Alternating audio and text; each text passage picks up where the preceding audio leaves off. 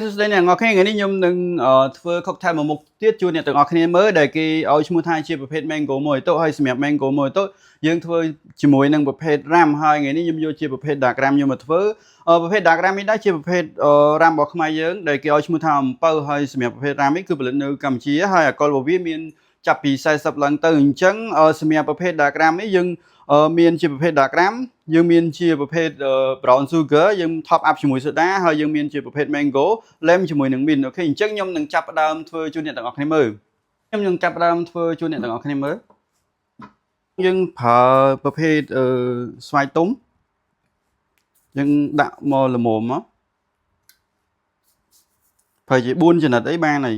ជាមួយនឹងប្រភេទលែមសម្រាប់លែមនេះយើងដាក់មកជាហៀងក៏បានយើងមួយក៏បានតែបើសិនជាមួយវារៀងជូរពេកអញ្ចឹងយើងដាក់មកជាហៀងបានហើយអូខេអញ្ចឹងខ្ញុំកាត់វាជា4ជ្រុងសម្រាប់លែមអញ្ចឹងយើងមានជាប្រភេទស្វាយជាមួយនឹងលែមហើយយើងជាមួយនឹងប្រភេទ sugar ដែលគេឲ្យឈ្មោះថា brown sugar អញ្ចឹងយើងប្រើ brown sugar មកសភាមក scoop កន្លះ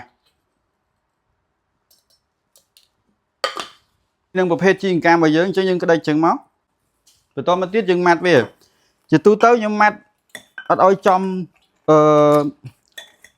ស្វាយហើយនឹងជីអង្កាមខ្លាំងពេកអញ្ចឹងយើងម៉ាត់វាឲ្យចំក្រូចឆ្មាឲ្យថាយើងនេះអូខេអញ្ចឹងហើយប្រភេទ dark ram នេះសម្រាប់ប្រភេទ dark ram នេះជា dark ram របស់ខ្មែរយើងអូខេអញ្ចឹងខ្ញុំនឹងចាប់ផ្ដើមយើងប្រើជាមួយប្រភេទ dark ram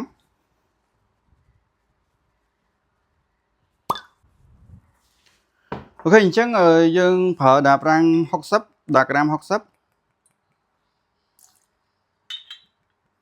ជាទូទៅ dark ram ហើយ white ram dark ram វារៀងធ្ងន់ជាង white ram អញ្ចឹងយើងប្រើជាប្រភេទ dark ram អូខេ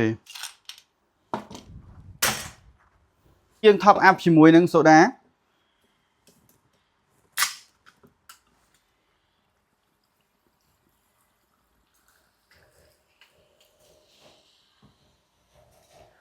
តោះមកយើងមិចវាមក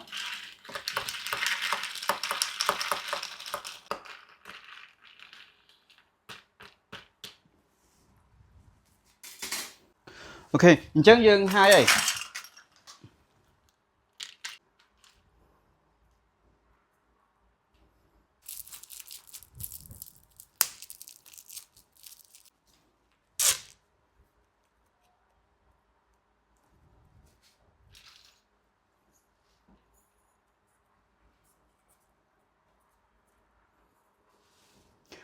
អូខេអញ្ចឹងសម្រាប់ mango មួយទៅយើងហើយ